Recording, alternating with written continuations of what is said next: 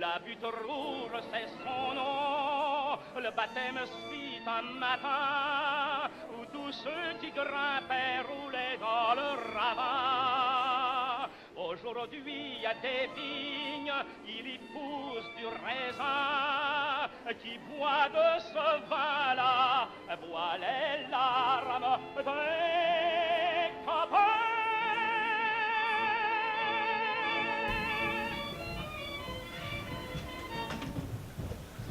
T'es là, Laurent, salut. Salut Lily.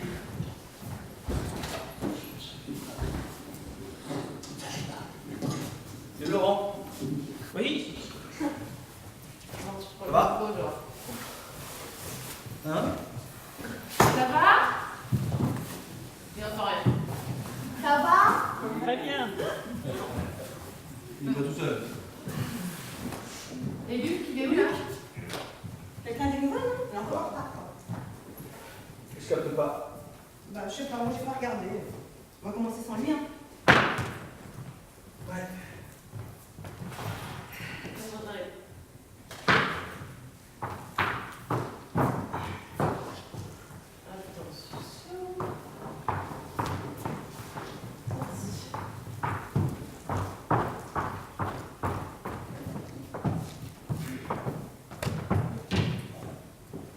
Moi je suis prêt. Oui, bah, c'est bien. Monsieur parfait. Non, non. Voilà. On attend Marion. Et Luc, non? Et Luc? Non mais c'est pas grave, il est en retard. Oui, bah. Ok. Allez, c'est bon, je C'est fais. bon. On y va? On y va. On va. Merde. Merde. Allez, viens.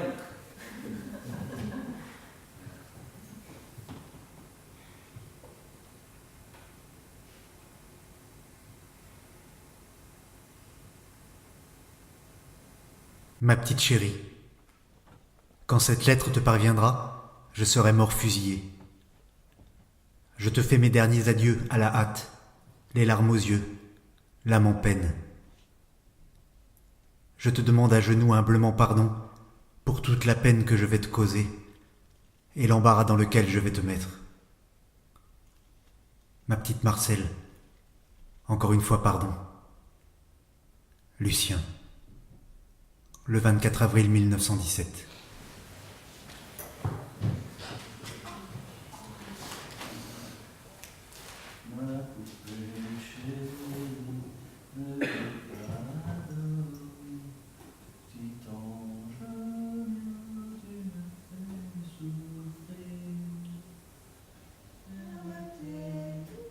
Docteur Lagarde?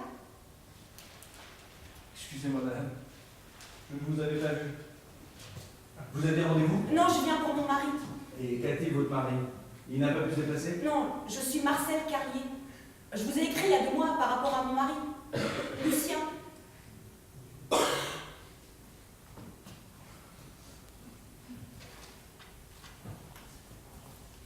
Vous n'avez pas répondu, docteur. Alors, bah, je suis venue.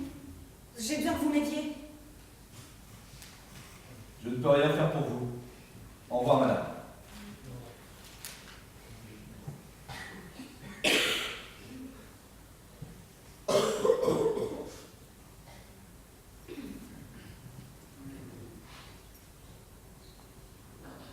Docteur! Docteur, vous étiez son ami? C'est marqué là! C'est marqué, docteur, ça c'est les lettres que vous avez écrites pour lui quand il était au front. Quand c'est qu'il était blessé à la main? Ça c'est votre écriture, docteur. Et alors? Et alors, vous étiez son ami, vous pouvez pas refuser de m'aider. Vous aider à quoi? On ne peut plus rien faire pour lui. C'est du passé. J'ai décidé d'oublier, vous devriez faire la même chose. Au revoir madame. Je peux pas oublier, docteur. Parce que les gens chez nous au Kremlin, comment qu'ils nous regardent? Bah, ils nous font pas oublier, hein. Et mes enfants? Mes enfants. Et la pension de veuve de guerre qu'on veut pas me donner, et que je sais même pas où est-ce qu'il a enterré, moi, mon Lucien. Et qu'en plus, on dit que c'est un traître. Alors moi, j'ai besoin que quelqu'un me dise ce qui s'est passé, docteur, et vous le savez. Tout ce que je peux vous dire, c'est que c'était un homme bien, Lucien. Alors il faut leur dire que c'était pas un traître. Docteur, je sais qu'il y a des gens qui font des témoignages, je sais qu'il y a peut-être des jugements qui vont se faire, mais moi sais pas comment qu'on fait. Personne ne veut me dire où est-ce que je dois aller. Vous êtes le dernier docteur dans son régiment, ils sont tous morts au front ou à cause de la grippe. S'il vous plaît. S'il vous plaît. Oui.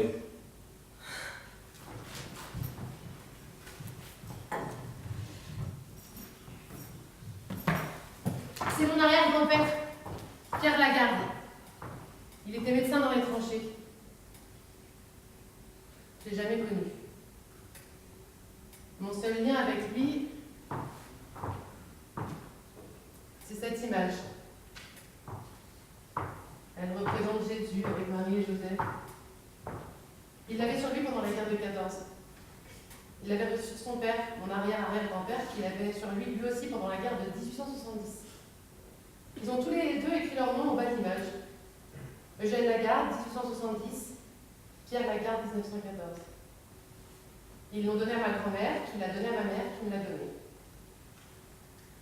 Quand on a eu l'idée avec la compagnie d'écrire un spectacle sur la guerre de 14, j'ai pensé à amener cette image en répétition. Parce que c'est la seule chose qui me reste de lui qui ait effectivement vécu la guerre. Les objets sont des passants d'histoire, en fait. Alors, qu'est-ce que ça me raconte de la guerre? Qu'est-ce que ça me raconte de mon histoire? Qu'est-ce que ça me fait à moi qui vis au XXIe siècle? Parce que nous, les gens de notre génération, on n'a jamais connu la guerre. On est incapable de comprendre la sensation d'être à la guerre, d'avoir peur de mourir, d'avoir peur de perdre sa famille, ses amis, d'avoir un ennemi en face de soi. Avoir un ennemi, je ne sais pas ce que ça veut dire. Donc c'est pour ça que je pense qu'aujourd'hui, parler de la guerre 14-18, c'est parler de mon histoire, c'est parler de nos histoires, c'est parler de l'histoire de la France, de l'Europe, du monde. Hein? Ouais. Mais pourquoi c'est une image religieuse? Je veux dire, ils étaient super croyants dans ta famille ou... Oh, sans doute que ça les a aidés dans des moments difficiles. Ouais, c'est un porte-bonheur, c'est un lien. Peut-être que ça leur permettait d'être identifiés. Au cas où. Ah oui, je sais pas. En tout cas, moi, c'est pour ça que je suis comédien. Pour raconter des histoires comme ça. La petite histoire dans la grande histoire. Salut! Salut! Désolé, je suis en retard. J'ai vu le discours de. Ah oui, tu l'as ramené là? Ça, je vais la ramener. D'accord. Mais en fait, je me rends compte que dans ma famille, on n'en a jamais parlé. Et ça me donne envie de savoir ce qui s'est passé, moi, comme toi. Bah oui, c'est ça, parler de la guerre 14 au théâtre, c'est universel quoi, ça raconte tout, ça raconte Attends, tout. pardon, vous êtes encore là-dessus, vous voulez vraiment faire un spectacle sur la guerre? Ah, mais oui. On en a déjà parlé. Mais franchement, Déjà, il était en retard, mais en plus, il n'était pas d'accord. Alors en plus, il a rajouté qu'il ne voyait pas bien l'intérêt. Parce que déjà, il n'y avait plus aucun survivant, alors qu'est-ce que nous, nés dans les années 70-80, on allait bien pouvoir raconter? non, Ah oui, il a dit aussi que c'était quand même plus intéressant de parler du monde moderne. Que si on voulait vraiment dénoncer l'horreur et la barbarie, il y avait des exemples contemporains. Le Mali, la Syrie, l'Afghanistan, l'Irak. Oui, On n'a pas dit c'est que vrai. c'était Oui. Il a dit aussi qu'il trouvait ça très opportuniste de faire un spectacle sur la guerre le 14, l'année du centenaire. Que c'était peut-être le moment, mais certainement pas l'endroit. Qu'on était au théâtre, pas au musée, et que si on voulait savoir ce qui s'était passé, il suffisait d'ouvrir un livre. Ah oui, attends. Et puis il a rajouté. Non, mais. Véridique. Non. Si.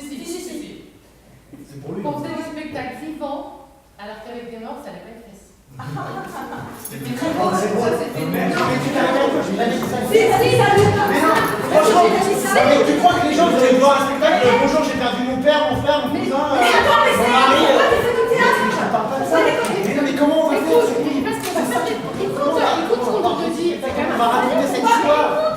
Pourquoi des comédiens? Mais c'est quoi on fait du spectacle? Messieurs! Messieurs! La France vient d'être l'objet d'une agression brutale et préméditée, qui est un insolent défi aux droits des gens. Notre territoire a été violé. L'Empire d'Allemagne n'a fait qu'hier soir que donner tardivement le nom véritable à un état de fait qu'il avait créé. L'Allemagne a outrageusement insulté la noble nation belge, notre voisine et notre amie. Et elle a essayé de nous surprendre traîtreusement en pleine conversation diplomatique. Étroitement unis en un même sentiment, la nation persévérera dans le sang-froid dont elle a donné depuis l'ouverture de la crise l'exemple quotidien. Elle est fidèlement secondée par la Russie, son allié. Elle est soutenue par la loyale amitié de l'Angleterre. Dans la guerre qui s'engage, la France aura pour elle le droit. Elle sera héroïquement défendue par tous ses fils, dont rien ne brisera devant l'ennemi de l'union sacrée, et qui sont aujourd'hui fraternellement assemblés dans une même indignation contre l'agresseur et dans une même foi patriotique. Haut les cœurs et vive la France. Ouais, c'est la France! Allons ensemble. Enfants de la patrie, le jour de gloire est arrivé. Contre nous de la tyrannie, l'étendard sanglant élevé. L'étendard sanglant élevé. Entendez-vous dans la campagne mugir ces féroces soldats qui viennent jusque dans nos bras, égorger nos fils et nos compagnes. Aux armes, citoyens, formez vos bataillons, marchons, marchons, 15 ans de but, en brave Sillon. Ouais! Bravo pour votre discours, Monsieur le Président.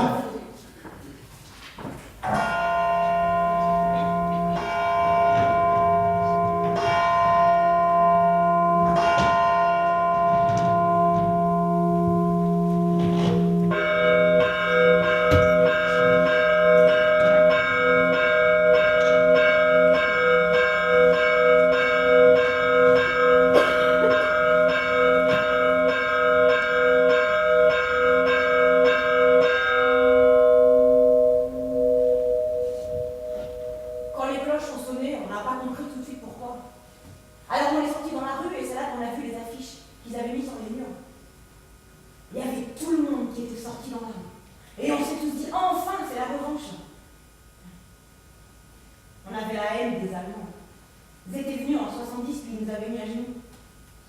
Alors là, dans la rue, on a entonné la Marseillaise, on s'est pris dans les bras, c'était quasiment la fête.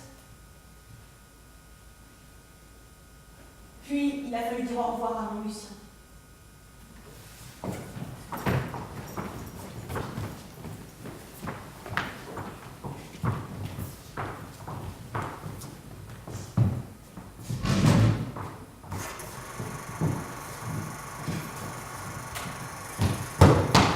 Marcel!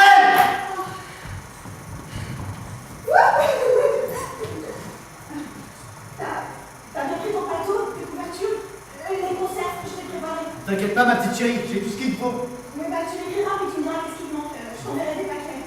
On sera de retour avant Noël. Milo dit dans la liberté, on va vite les renvoyer chez eux, les boches. Tu sais où est-ce que tu vas? Hein? Tu sais où est-ce que tu vas? Le régiment se retrouvera bien, après on sait pas. Mais je suis pas tout seul, il y a les copains. Puis ma mère peut bien t'aider pour les montres si t'as besoin. Ouais, je vais me débrouiller, t'inquiète pas. Puis s'il y a besoin, Suzanne, elle est pas assez grande pour s'occuper de ses frères et sœurs. Hein. Ça va aller.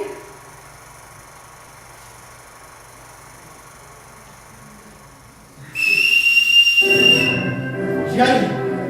Les gars m'attendent, je vais être en retard.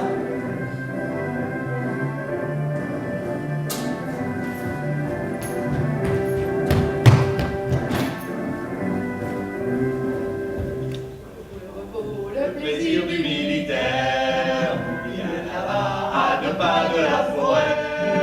Une maison au mur tout couvert de lierre, autour de nous, c'est le nom du cabaret. La servante est jeune et gentille, légère comme un papillon, comme son bras, son œil pétille. Nous l'appelons la Madelon, nous en rêvons la nuit, nous y pensons le jour. Ce n'est que Madelon, mais pour nous c'est l'amour. Quand Madelon vient nous servir à boire, sous la tonnelle on frôle son jupon, et chacun lui raconte une histoire à sa façon. La Madelon pour nous n'est pas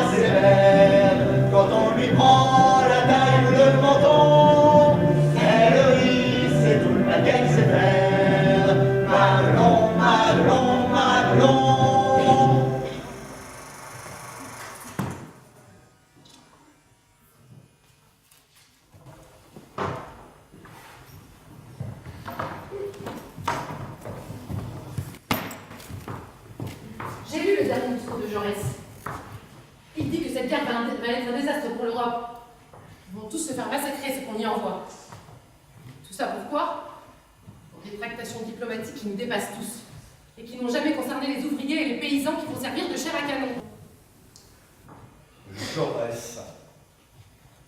Je te reconnais bien, ma petite sœur.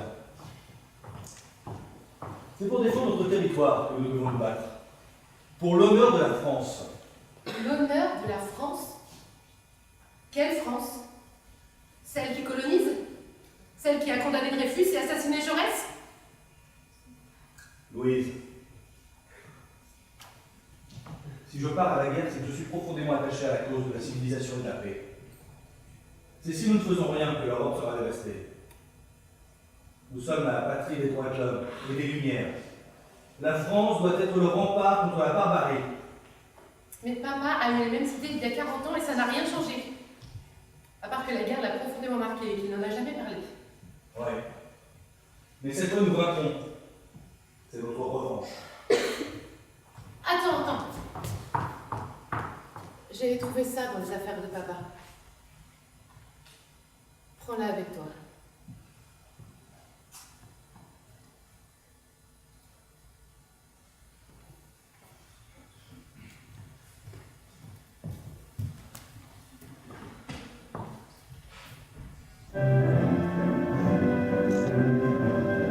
Caporal en kémie de fantaisie, les matelots et au matin, d'amour lui dit qu'elle était jolie, et qui venait pour lui demander sa main. La matelot avec en somme, lui répondit en souriant, et pourquoi prendrais-je un seul homme, quand j'aime tout un régiment? Tes amis vont venir, tu n'auras pas ma main. J'en ai bien trop besoin pour leur verser du vin. Quand Madelon vient nous servir à boire, sous la tonnelle au faux sang du pont, et chacun lui raconte une histoire à sa façon. La Madelon pour nous n'est pas sévère, quand on lui prend la taille ou le menton, elle rit, c'est tout là qu'elle sait faire. Madelon, Madelon, Madelon.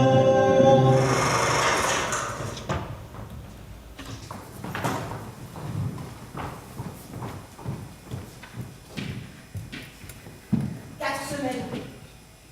J'ai attendu 4 semaines avant d'avoir de ces nouvelles. J'ai reçu sa première lettre le 15 septembre. Ma petite chérie, je t'envoie quelques lignes d'un poste arrière où nous sommes depuis dimanche soir. Après 15 jours de tranchées et de combats sans interruption, nous voilà maintenant en repos à Bouchoir, dans la Somme. C'est pour ça que j'ai pas pu te donner de nouvelles avant. Je suis affectée au transport des médecins et des infirmiers qui arrivent à la gare de Roye. L'hôpital de campagne est installé dans l'ancien orphelinat. Ça va te surprendre, mais je m'entends très bien avec un médecin de Bordeaux, le docteur Lagarde. Comme quoi, parmi les bourgeois, il y a aussi des braves types.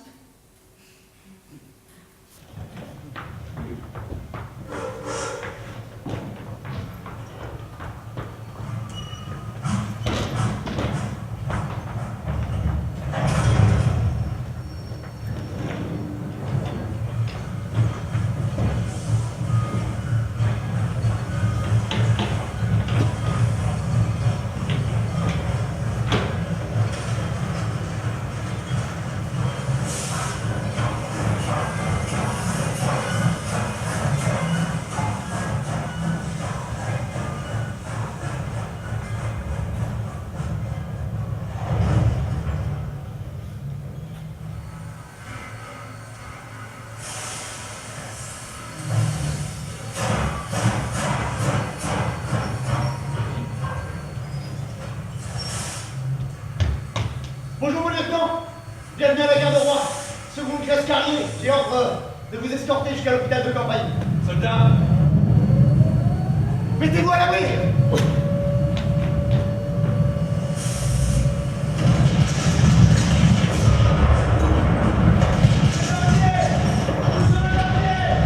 Restez là, Jumelle.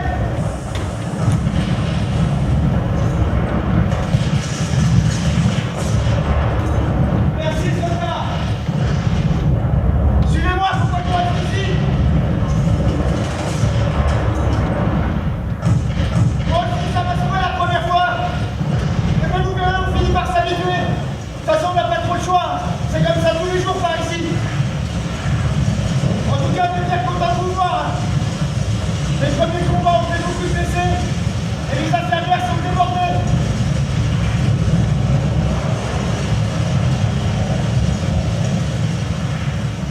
Ça a l'air de se calmer.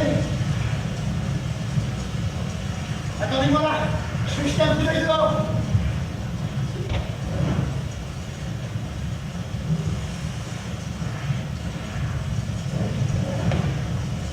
C'est bon, mon lieutenant.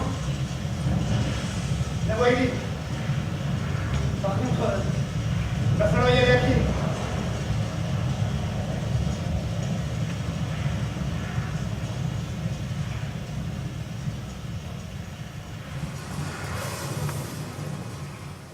Comment se passe ta grossesse? J'espère le voir un jour, ce petit. J'ai pas encore écrit à mes parents. Sur ta prochaine lettre, tu me diras si ma mère est avec toi. Tu leur remercieras de ma part de t'aider. Si tu as trop de travail et que ma mère est trop fatiguée, tu pourrais prendre une femme et te faire aider. Choisis quelqu'un de confiance. Embrasse bien les enfants pour moi. Ton Lucien, le 15 septembre 1915.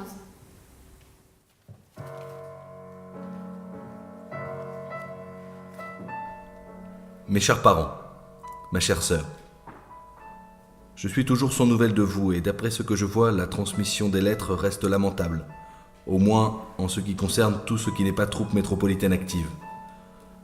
J'espère que vous êtes mieux partagés et que toutes mes lettres vous arrivent. Tantôt je vous écris tous les jours, tantôt je suis obligé de me taire pendant près d'une semaine. Quand nous sommes en toute première ligne, il est très difficile de faire partir une lettre. Il faudrait se tenir à l'affût des agents de liaison ou des voitures qui sillonnent le front du coucher au lever du soleil. Le jour, la campagne est absolument silencieuse et déserte. La nuit, il suffit d'écouter un peu pour deviner l'énorme grouillement des convois.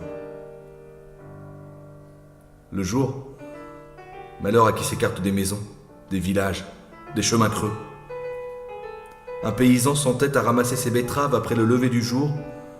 Il ne tarde pas à être blessé ou tué, et par sa faute. Il restera tout le jour où il est tombé, car son corps est surveillé, et quiconque s'aviserait de lui porter secours ne reviendrait pas. C'est cette insécurité perpétuelle qui nécessite la relève. Quand une troupe a passé une semaine aux avant-postes, elle est un peu folle.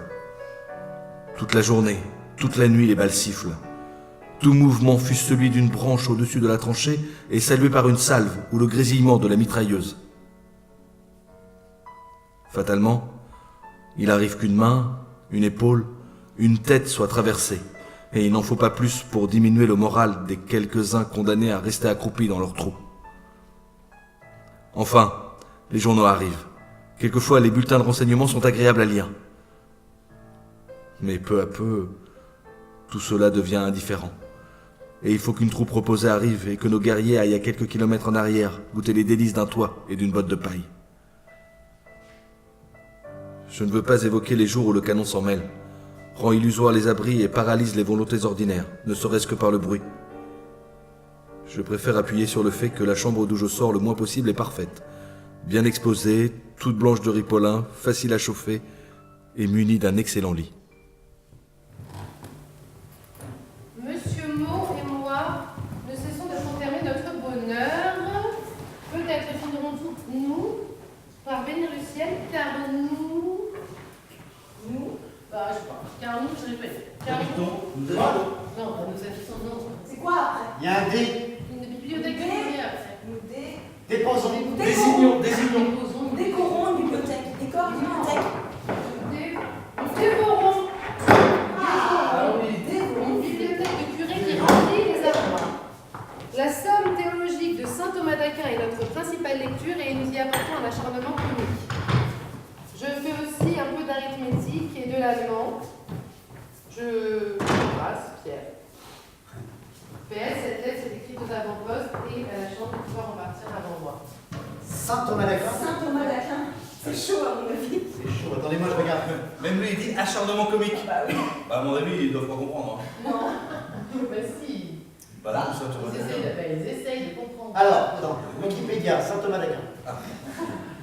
L'objet principal de la doctrine sacrée est de transmettre la connaissance de Dieu, non pas seulement ce qu'il est en lui-même, mais aussi selon qu'il est le principe et la fin de toute chose, spécialement de la créature raisonnable.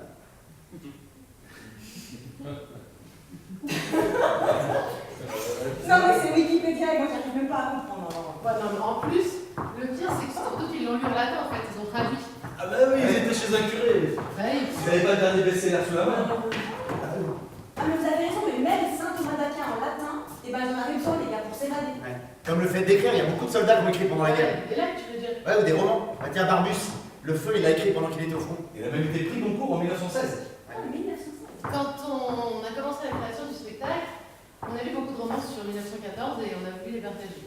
Parce que le rôle du comédien, c'est de faire entendre les mots des autres, de les rendre vivants, de les faire résonner. Moi, j'ai été émue par certaines de ces œuvres. Je trouve ça extraordinaire d'avoir trouvé autant de sensibilité et de poésie pour parler d'un tel carnage. Et des écrivains qui ont écrit sur la guerre, qu'est-ce qu'il y en a eu? Genevois, Remarque, Céline, Giono, Dugas, Giraudoux, Dorgelès, Barbus, Tardy. dis donc vous avez Tolkien. Allez. et tant d'autres, de toutes les époques, de toutes les nations, ceux qui l'ont vécu comme ceux qui ont été inspirés par cette histoire.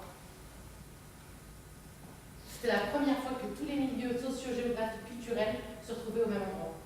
Ça a forcément créé une émulation. Blaise Sandra. La main coupée. L'époux. 1946. Quand je pense à mes hommes, nichés dans les différents trous du secteur de Thilloloy, à 30 ans de distance, je nous vois comme des poux dans une tête. Que faisions-nous là?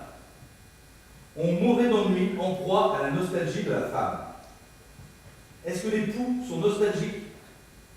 Ce sont des égoïstes. Mais que peut-on savoir des poux?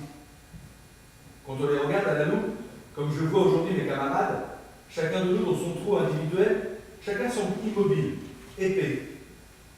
Certains sont translucides, avec une croix de fer dans le dos, ce sont les poux allemands. D'autres laissent voir leur estomac ou leur appareil de digestion, un ténu filigrane. Ce sont les vieux briscards. Nous les appelions les engagés volontaires, comme eux. D'autres sont légèrement bleutés et paraissent plus délicats. Ce sont les Tunisiens, les plus insinuants. Les poux rouges sont les poux de cochon. Et il y en avait beaucoup chez nous. Apollinaire, Calligramme. Poète, il y a. Il y a un vaisseau qui a emporté ma bien-aimée. Il y a dans le ciel 6 saucisses, et la nuit venant, on dirait des asticots dont naîtraient les étoiles. Il y a un sous-marin ennemi qui en voulait à mon amour.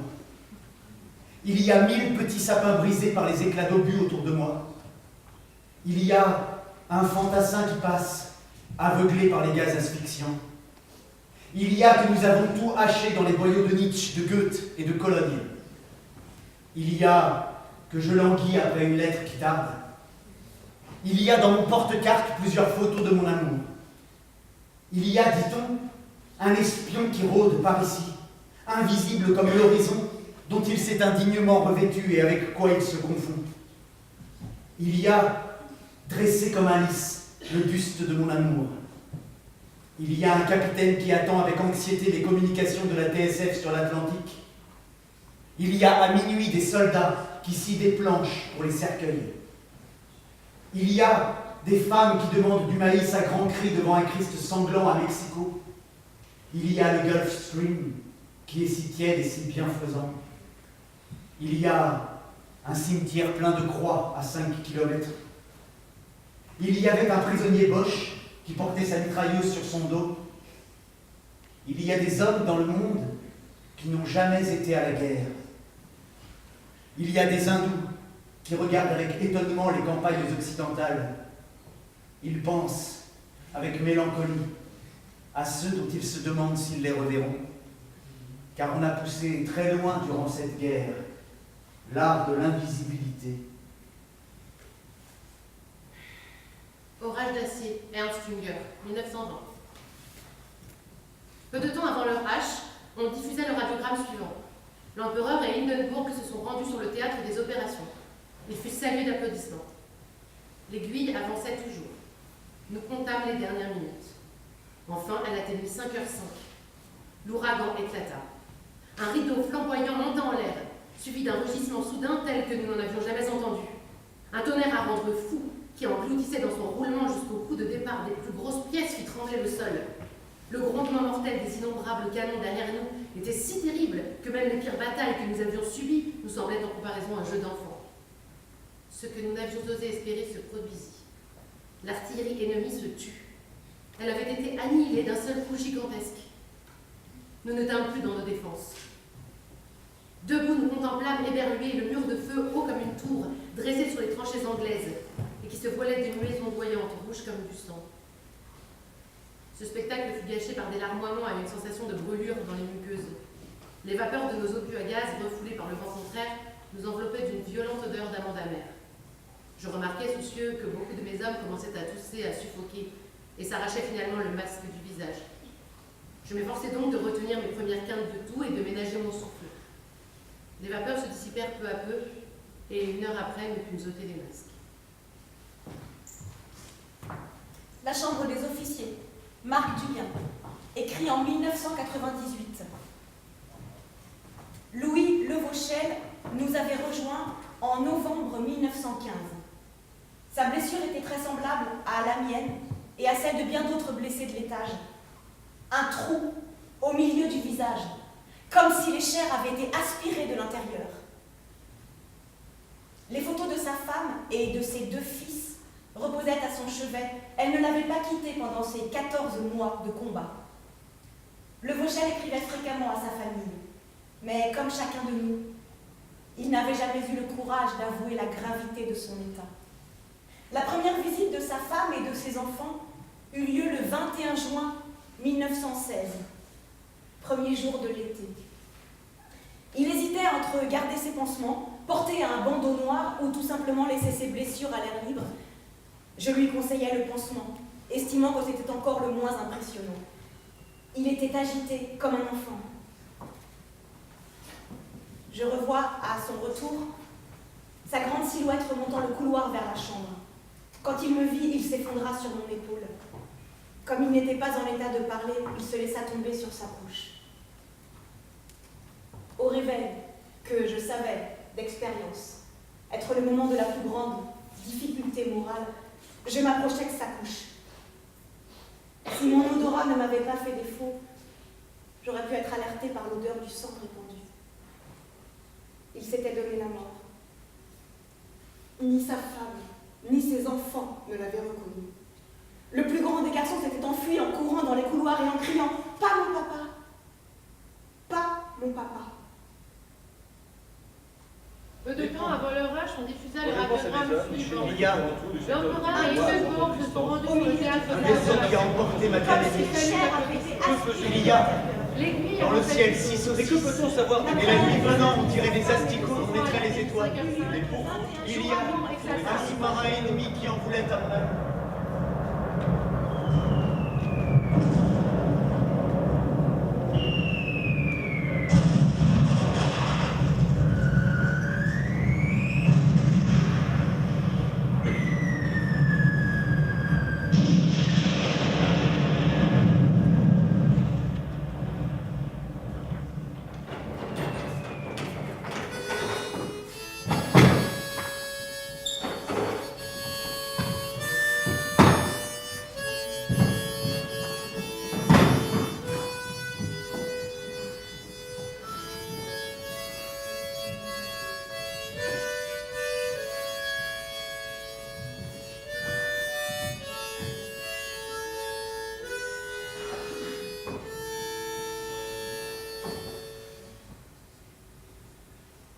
Par quel miracle je suis sorti de cet enfer? Je me demande encore souvent si je suis bien vivant. Toute la journée, je me suis battu. J'ai été touché une première fois très légèrement. Une balle a traversé mon sac placé devant moi, m'a blessé à la main, a troué ma capote et m'a amoché la poitrine. J'ai pris la balle et je l'ai mise dans mon porte-monnaie. Le combat a continué. Une grande partie de mes camarades étaient couchés, morts ou blessés autour de moi. Vers les 3 heures de l'après-midi, alors que j'étais en train de tirer sur les roches qui occupaient une tranchée à environ 200 mètres, j'ai été atteint d'une balle au côté gauche. J'ai senti une grande douleur, comme si on me brisait les os. Les balles ont continué de pleuvoir autour de moi, même que j'ai failli être de nouveau touché. J'ai fait tout mon possible pour me traîner dans un trou, et j'ai eu bien du mal à m'y blottir. Quand le combat s'est terminé, tous les camarades ont battu en retraite, et nous, les blessés, on est restés là, abandonnés, sans soins, et mourant de soif. Mon Dieu, est-ce que j'ai pu dérouiller? Je pensais à toi, Marcel, aux enfants, à ma mère, comme quand j'étais tout petit et que j'étais malade. Et même j'étais pas le seul à le faire, parce que j'entendais les copains blessés et les mourants appeler leur maman. Mon Dieu, quelle sale nuit.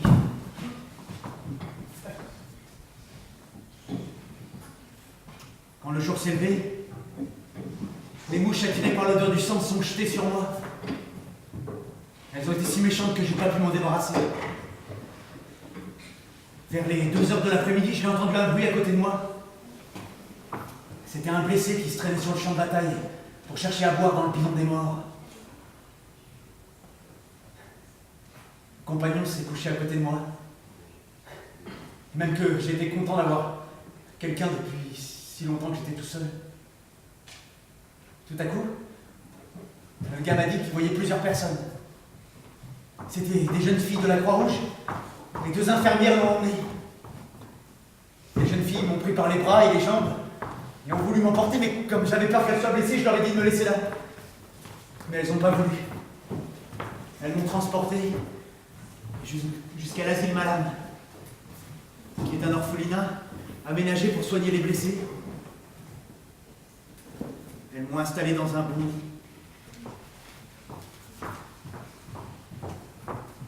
Ma petite chérie. J'ai encore passé une bien mauvaise nuit, vu que le canon ne cesse de gronder et que le bruit des obus qui éclatent me fait bien souffrir. Mais les sœurs et les infirmières s'occupent de nous jour et nuit avec beaucoup de dévouement. Et puis, même que j'ai retrouvé ce brave docteur Lagarde qui t'écrit la lettre, vu que j'ai encore trop mal à la poigne. J'espère que je vais avoir bientôt une permission pour mon repos. Je t'embrasse bien fort avec les enfants.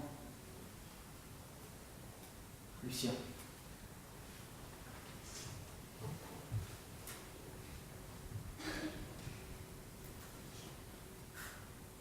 Merci, docteur.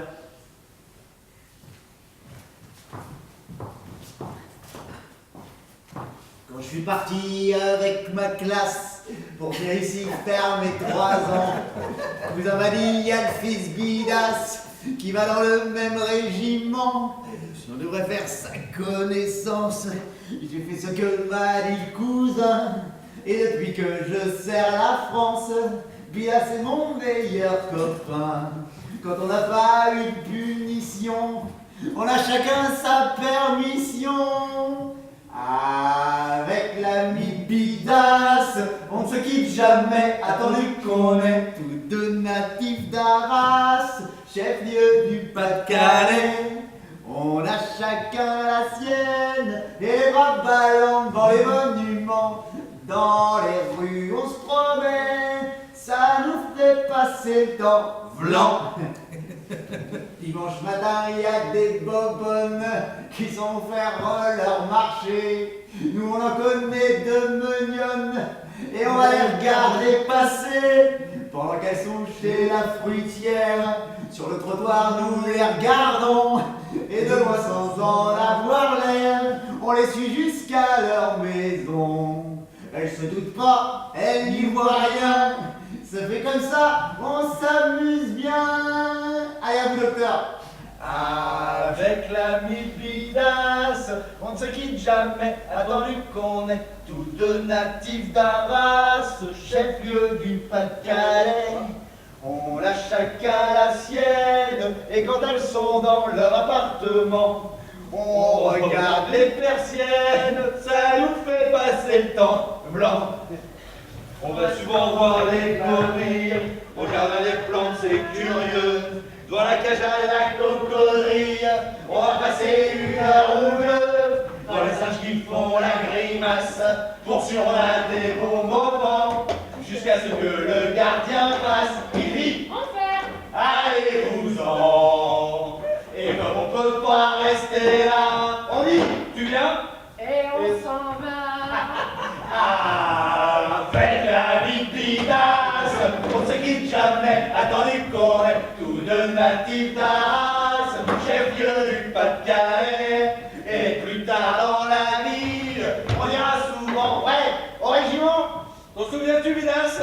On a fait des orgies, on a bien passé le temps blanc.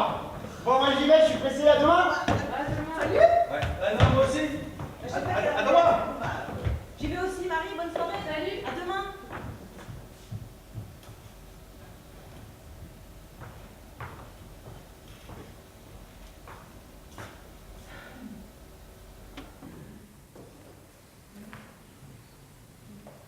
Le grand troupeau. Giono. Julia se couche. Julia chercha la porte le long du mur de l'étable. Chaque fois qu'elle viendrait ouvrir cette porte, elle aurait cet embrassement du foin frais, cette odeur de vie épaisse qui lui râpait la peau comme une pierre. L'autre fois, elle en avait lâché la bouche. Elle avait pensé au soir de ses noces, tout chaviré de vin. Et puis le Joseph qui l'embrassait en écartelèvres à grands coups de bouche, comme s'il mordait dans une tranche de melon. Julia monta à l'échelle et prépara le foin en l'arrachant au tas. Ça sent épais comme du gros vent. Elle revint vers la cuisine. Madeleine tricotait, le père dormait. L'horloge allait son train, les yeux là, vagues d'ici. Ça n'avait pas beaucoup d'allant tout ça. Ah, c'était dur d'être séparé des hommes. Julia renifla dans ses mains cette forte odeur de gros cheval saut. Bonsoir, Madeleine, elle dit. Là-haut, elle alluma la bougie. Elle défit son corsage, remonta la bretelle de sa chemise. Elle se baissa pour délasser ses gros souliers. Les seins pèsent. Son bras nu frottait son sein nu. Le sein est plus chaud que le bras. Elle regarda ses pieds. C'est bon de bouger les orteils nus. Cette poussière de foin traverse tout et on en est partout gluante. Elle se leva. Elle a toujours cette odeur de cheval sous les mains. Le Joseph avait toujours sur lui cette odeur vivante, comme l'odeur du cheval, l'odeur du travail et de la force. Quand il se déshabillait, ça vous gonflait le nez. Une odeur de cuir et de poils suants. Ça sentait comme quand on prépare les grosses salades d'été et qu'on écrase au fond du saladier le vinaigre et l'ail et la poudre de moutarde. Elle se frotta les hanches de toutes ses forces. Cette poussière de foin est partout, on se dirait mort de puce. Elle avait une grande faim d'être un peu nue tout entière, d'avoir autour de la peau cette belle nuit aigrelette, pleine d'étoiles, de se faire prendre comme ça dans les bras froids du vent des Alpes. Elle enleva sa chemise, prit le bon torchon rude pour s'essuyer. Elle passa le torchon épais sous ses seins, bien autour, puis dessus avec la main remplie. Toute la chair de Julia respirait, elle prenait son plaisir d'être libre et sans poussière, et de porter son sang enflammé jusque contre la tiédeur de la nuit. Elle se regarda. Elle se voyait maintenant depuis ses seins jusqu'à ses pieds. Son ventre est plat, lisse comme une meule d'aiguiseur. Elle saute un peu sur ses talons. Ses seins ne bougent pas, ils sont là, plantés dans leur solidité. Le Joseph disait « C'est des raves d'hiver, fais voir tes raves d'hiver ». Le bout des seins se gonfle comme un bourgeon de figuier. Elle vint découvrir le grand lit. Il en a tellement l'habitude que la place du Joseph est encore formée et que, dans le blanc des draps, ça fait comme un homme d'ombre couché là. Elle passa sa chemise propre, elle s'allongea sur le lit à sa place, laissant à côté d'elle l'homme d'ombre. Le sommeil vint tout de suite et juste au bord, Julia renifla sur sa main l'odeur du cheval. Puis elle mit sa main entre ses cuisses et s'endormit.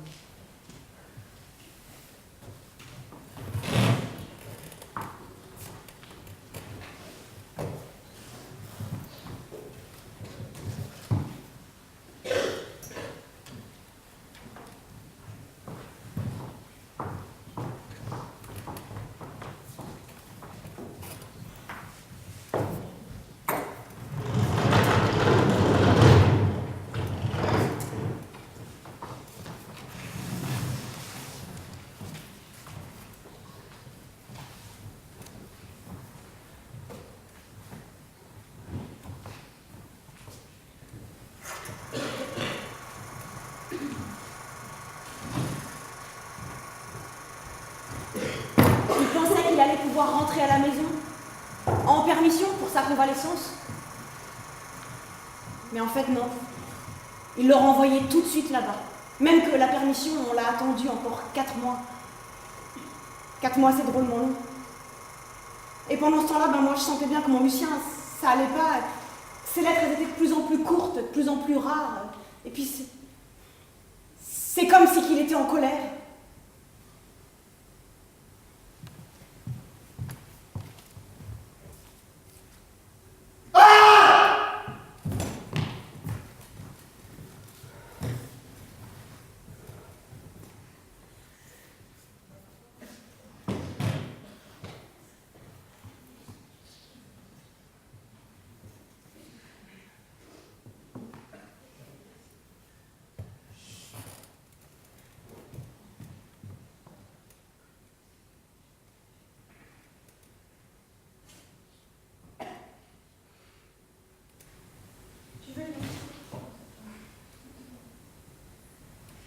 Tu veux de la chicorée?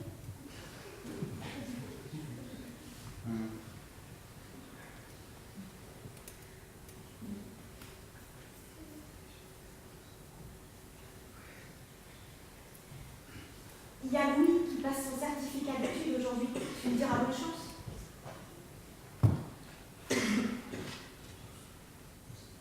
Est-ce que ça va lui servir? C'est le premier dans la famille qui pourrait l'avoir. Tu pourrais être fier de lui. Peut-être qu'avec ça, il va aller au lycée. Ça ne sauvera pas des balles, en tout cas. Mais Louis, il fera pas la guerre. Elle va bientôt se finir, la guerre. Ça se finira bien. Dans les journaux, ils disent qu'on a repris du terrain, tu sais. Ils disent que les Allemands reculent. Mais c'est du baratin, ce bordel! Ça fait 6 mois qu'on n'a pas bougé! Crie pas, tu vas réveiller le petit. Ceux qui font les articles de journaux, c'est facile pour eux de dire nous les aurons. Mais s'il va les avoir, il ferait bien de venir les chercher et de les prendre. Moi, je donnerais bien ma part. Mais ils sont planqués à l'arrière pour les autos. Ça y est, on a de la fourrure partout dans sa guerre.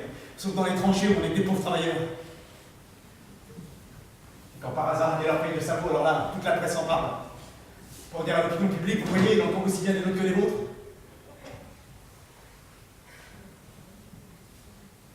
Et si tu voyais comme ils se font bien servir. Ils se font monter le champagne par ballot, fument de gros cigares, touchent du tabac fin. Même les dons, ils regardent dedans et prennent ce qui leur convient. Ils gagnent de leur plus gros queue et ils voient bien la soupe partout. On est bien assez bête. Arrête de répéter tout le temps ça.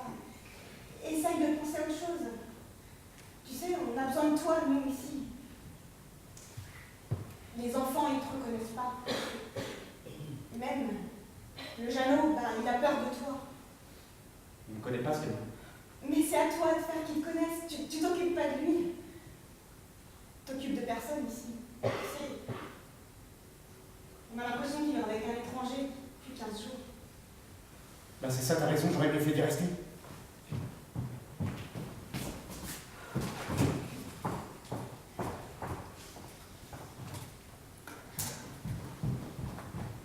Erik Maria remarque, à l'ouest rien de nouveau, im Westen nichts Neues. Und dann stehe ich vor der braunen Tür mit der abgegriffenen Klinke und die Hand wird mir schwer. Ich öffne sie. Die Kühle kommt mir wunderlich entgegen, sie macht meine Augen unsicher. Unter meinen Stiefeln knarrt die Treppe. Oben klappt eine Tür. Jemand blickt über das Geländer. Es wird meine Schwester sein, die sich herunterbeugt. Ich schirme mich einen Augenblick und senke den Kopf. Pendant un instant, j'ai honte, je baisse la tête. Puis Puis j'ôte mon casque, je lève les yeux. ist meine älteste Schwester. Oui, c'est ma sœur aînée. Paul ruft sie. Paul, s'écrie-t-elle. Paul. Ich nicke. Je fais un signe. Mon sac heurte la rampe. Mon fusil est si lourd. Elle ouvre une porte toute grande et crie « Mère! Mère! Paul est là !» Je ne peux plus avancer. Je m'appuie contre le mur et j'étreins nerveusement mon casque et mon fusil. Je les étreins autant que je peux, mais je suis incapable de faire un pas de plus. L'escalier se brouille devant mes yeux. Je me donne un coup de crosse sur les pieds et je serre les dents avec colère, mais je ne peux pas résister à ce seul mot prononcé par ma sœur. Rien n'y fait. Je me tourmente pour me contraindre à rire et à parler. Impossible de faire sortir une seule parole. Et ainsi je suis debout dans l'escalier, malheureux, tout désemparé, en proie à une crise terrible. J'essaie de me ressaisir et les larmes ne font que couler sans cesse sur mon visage. Ma sœur revient et me demande « Qu'as-tu donc ?» Alors je me fais violence et j'atteins l'antichambre en trébuchant. J'appuie mon fusil dans un coin, je mets mon sac contre le mur et je pose mon casque dessus. Il faut que je me débarrasse de mon ceinturon et de ce qui y est accroché. Maintenant j'entends la voix de ma mère. Je demande à ma sœur « Elle n'est pas levée ?» Elle est malade, dit-elle. Je vais vers elle, je lui donne la main et je lui dis d'un ton aussi calme que je le puis « Me voici, mère. » « Es-tu blessée ?» me dit-elle.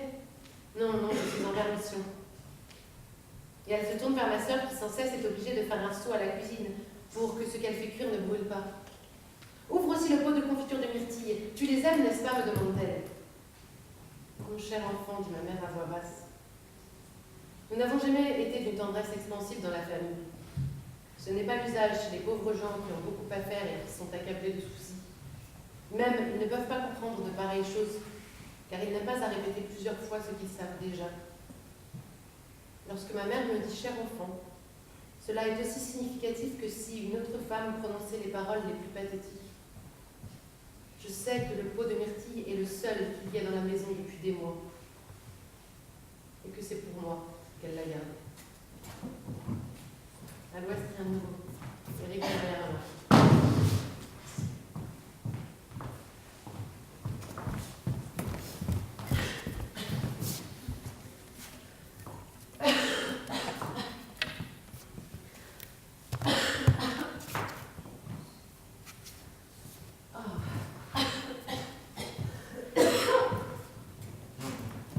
Que t'arrive-t-il, Louise?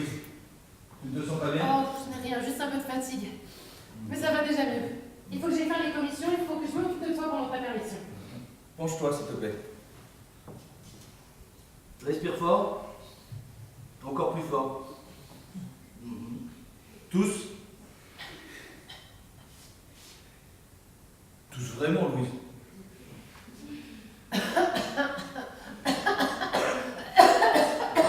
Allez, regarde-moi.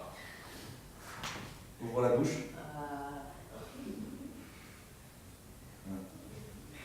Tu as de la fièvre. As-tu mal quelque part? J'ai bien quelques courbatures aux jambes, mais c'est normal, j'arrête pas de courir partout ces derniers temps. D'ailleurs, on m'attend au journal à midi. Pierre, on m'attend au journal à midi. Tu as la grippe, Louise. Tu n'iras nulle part. C'est pas un coup de mauvais qui m'empêchera de sortir. Je sais que tu n'approuves pas mon engagement à l'humanité, mais j'ai grandi, Pierre. Écoute-moi. Non, laisse-moi. On se débrouille très bien sans toi, tu sais. Louise, tu vois, tu n'es pas raisonnable. Ma poupée chérie ne veut pas dormir. Petit ange mien, tu me fais souffrir. Ferme tes doux yeux, tes yeux de saphir. Dors, poupée, dors, dors, où je vais mourir.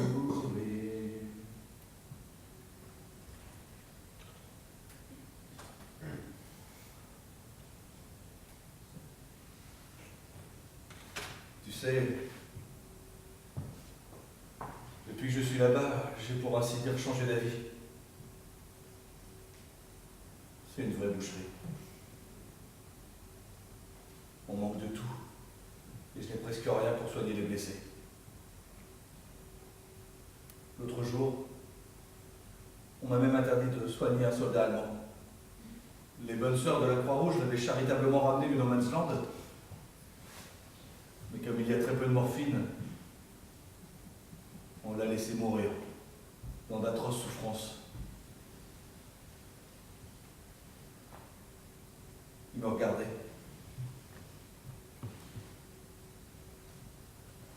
Il y avait toute l'humanité dans ses yeux. Et je ne pouvais rien faire. Son visage me hante.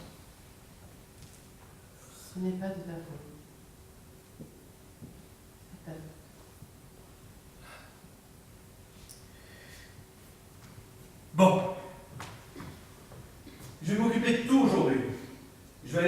expédition et je passerai à la pharmacie pour toi après. Tu pourras aussi aller au journal, s'il te plaît. D'accord. J'irai les prévenir de ton absence. Merci, Pierre. Tu restes allongé.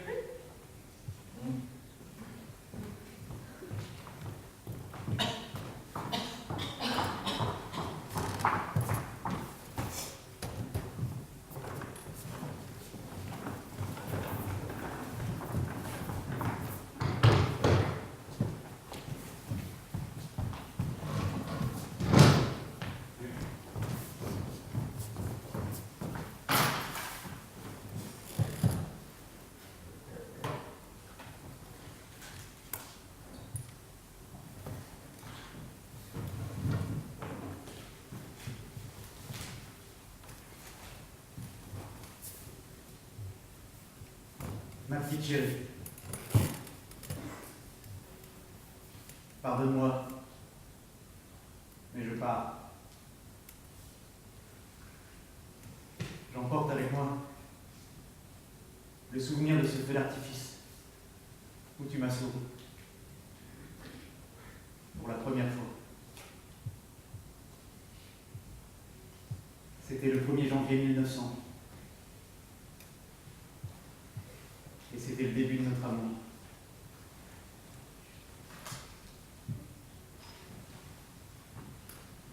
Comme je voudrais encore pouvoir rire avec toi. Mais t'as raison. Je suis plus le même.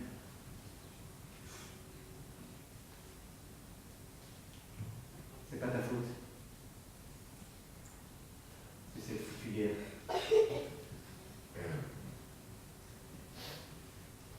J'espère que quand tout sera fini, on retrouvera notre vie d'avant.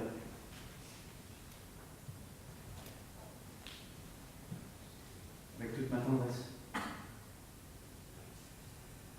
Lucien.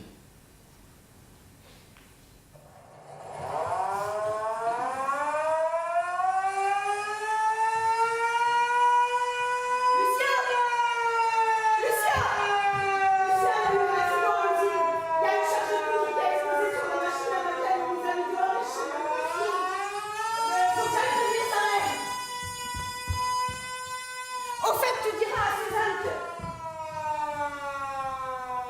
Qu'est-ce qui se passe? Lucien, qu'est-ce qui se passe? Qu'est-ce que tu fais? Tu devais repartir que demain. Pourquoi il faut repartir maintenant? Non, c'est moi qui ai décidé. C'est toi qui as décidé? Qu'est-ce que c'est que cette histoire? Tu profites que je suis pas là pour partir, c'est ça? Et les enfants, tu leur as dit au revoir au moins? Et Jeannot, il est où? Ma mère l'a emmené promener. Alors c'est ça. T'as préparé ton coup. C'est bien comme ça. Puis je suis jamais vraiment rentré. Oui, t'as raison. C'est même pire que t'es revenu. Tous les jours dans ton fauteuil, que t'es resté pendant 15 jours sans rien dire, sans parler, que tu regardais dans le plafond, on sait pas quoi là, la poutre. Eh ben tu vois, c'est mieux que je parte. De toute façon, il le fallait, alors aujourd'hui ou demain. Mais bah c'est ça, attends. Ça fait 2 ans qu'on s'en doit de toute manière, alors pour sûr, ça changera rien.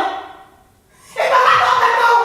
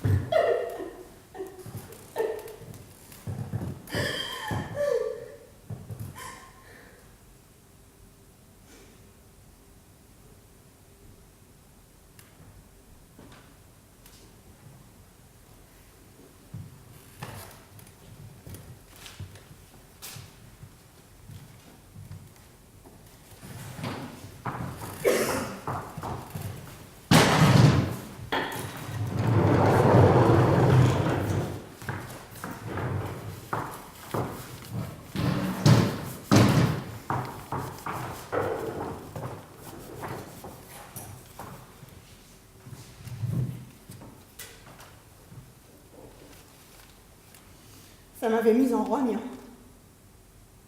Comment qu'il pouvait préférer repartir là-bas? La place d'un homme, c'est auprès de sa femme et de ses enfants. Mais c'est vrai que nous, à l'arrière, on ne pouvait pas comprendre. Nos maris, nos pères, nos frères qui revenaient en permission, tous pareils qu'ils étaient, ils ne parlaient pas. On ne les reconnaissait plus.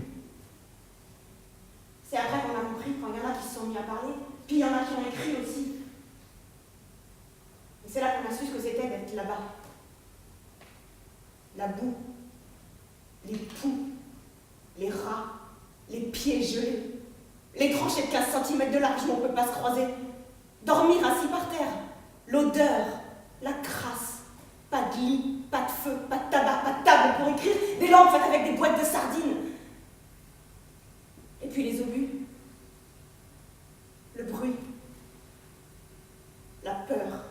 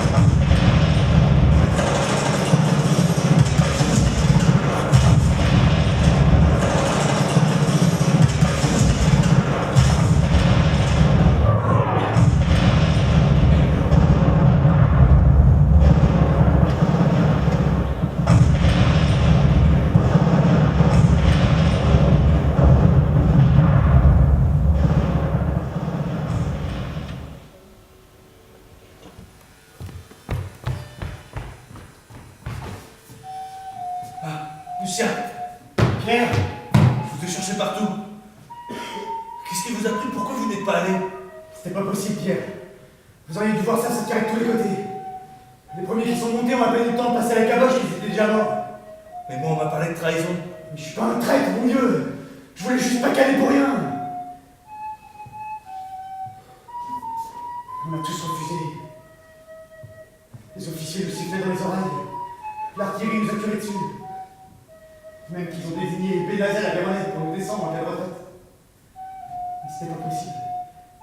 On a tous refusé. Et on se retrouve là. Vous savez ce qu'ils vont nous faire? Certains d'entre vous vont être tirés au sort pour passer devant le conseil de guerre. Au nom de Dieu de bon Dieu.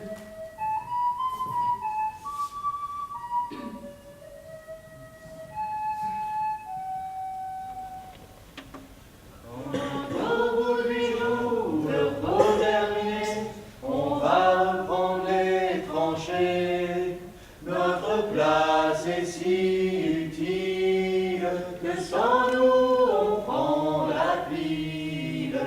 Mais c'est bien fini, on en a assez. Personne ne veut plus marcher. Et le cœur bien gros comme dans un sanglot, on dit adieu au ciblot.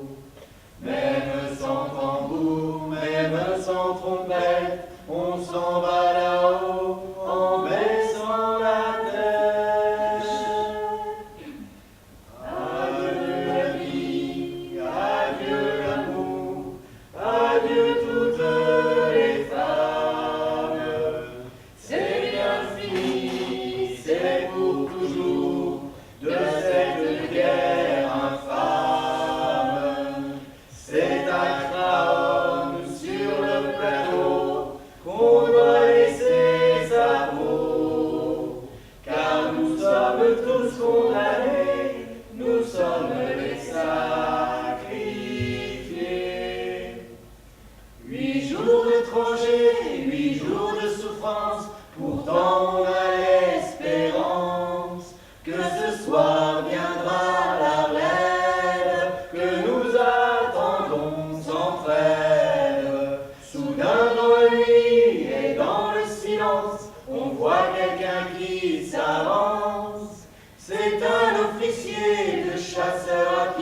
qui vient pour nous remplacer. Doucement dans l'ombre, sous la pluie qui tombe, les petits chasseurs vont chercher leur tombe. Adieu la vie, adieu l'amour, adieu toutes les femmes. C'est bien fini, c'est pour toujours, de cette guerre infâme. C'est à Craonne, sur le plateau, qu'on doit laisser sa peau. Car nous sommes tous condamnés, nous sommes des sacrifiés. C'est malheureux de voir sur les grands boulevards tous ces gros qui font leur foire. Si pour eux la vie est rose, pour nous c'est pas la même chose.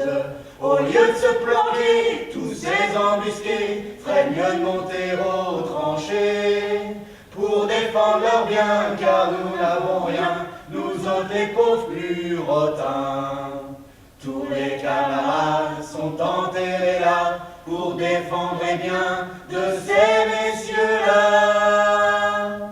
Ceux qui ont le pognon, ceux-là viendront, car c'est pour eux qu'on crève.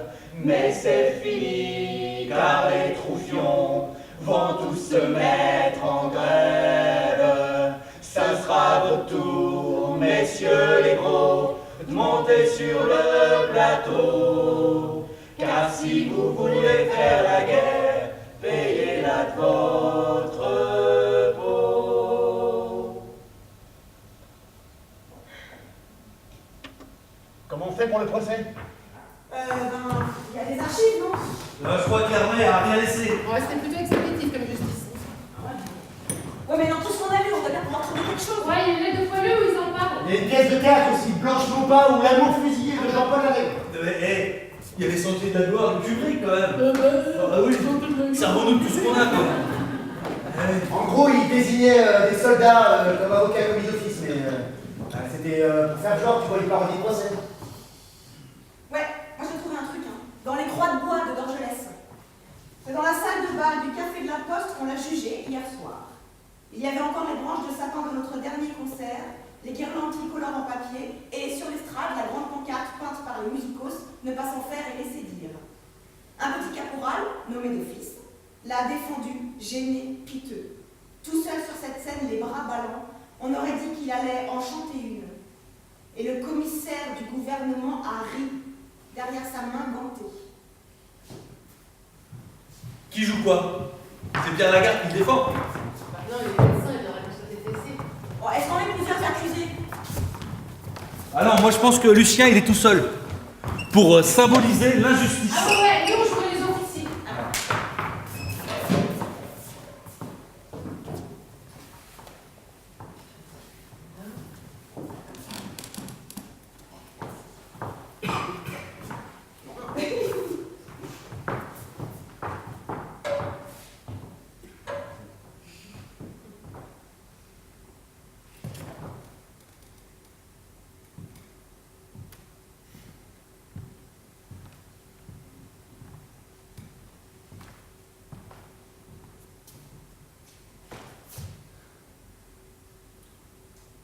Messieurs,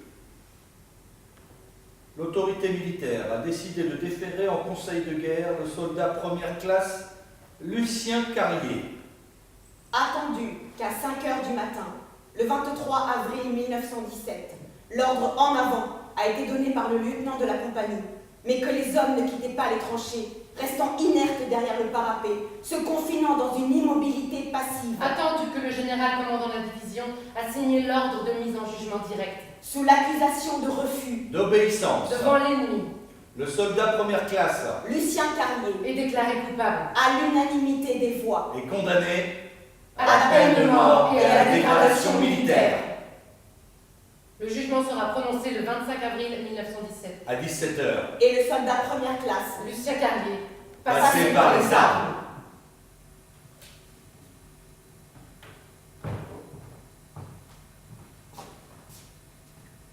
À mort!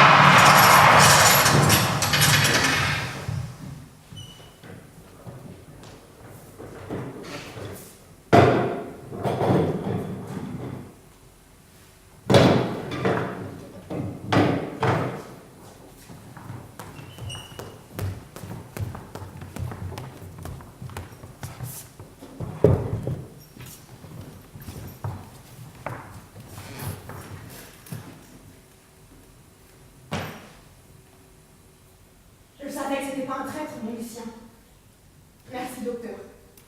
Merci pour votre témoignage. Gardez-le bien précieusement. Et voici l'adresse de ma sœur, Louise.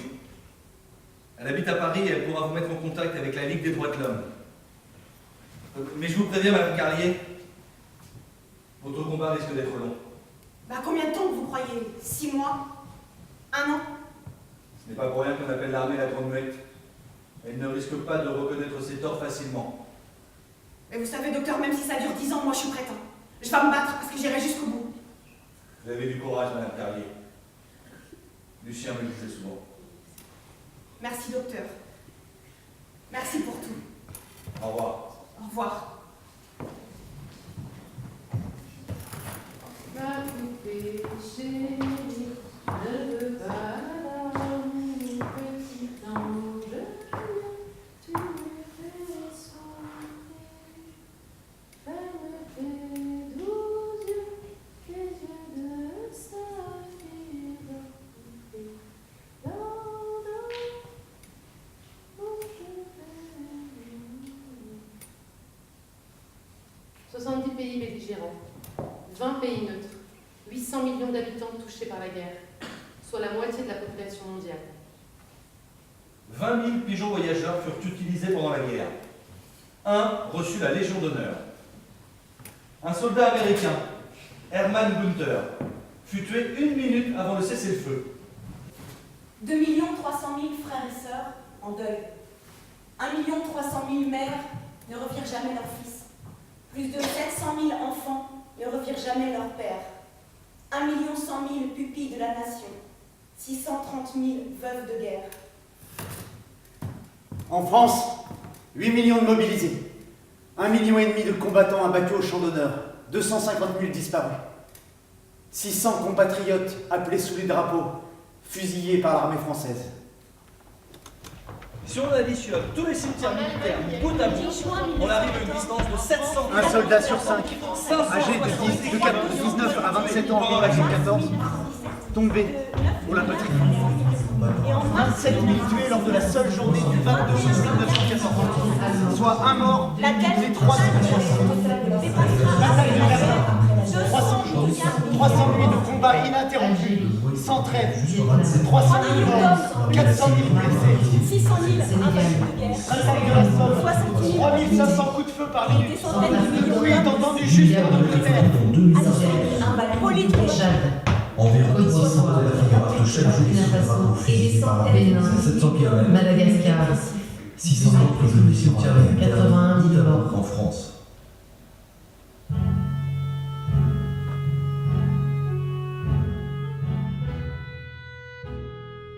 Monsieur le Président, à ceux qui se demandent avec angoisse quand et comment nous allons céder à la guerre, je voudrais dire que rien, à aucun moment, au sein de ce Conseil de sécurité ne sera le fait de la précipitation, de l'incompréhension, de la suspicion ou de la peur. Dans ce temple des Nations Unies, nous sommes les gardiens d'un idéal. Nous sommes les gardiens d'une conscience. La lourde responsabilité et l'immense honneur qui sont les nôtres doivent nous conduire à donner la priorité au désarmement dans la paix. Et c'est un vieux pays, la France d'un vieux continent comme le mien, l'Europe, qui vous le dit aujourd'hui, qui a connu les guerres, l'occupation, la barbarie, un pays qui n'oublie pas et qui sait tout ce qu'il doit aux combattants de la liberté venus d'Amérique et d'ailleurs, et qui pourtant n'a cessé de se tenir debout face à l'histoire et devant les hommes.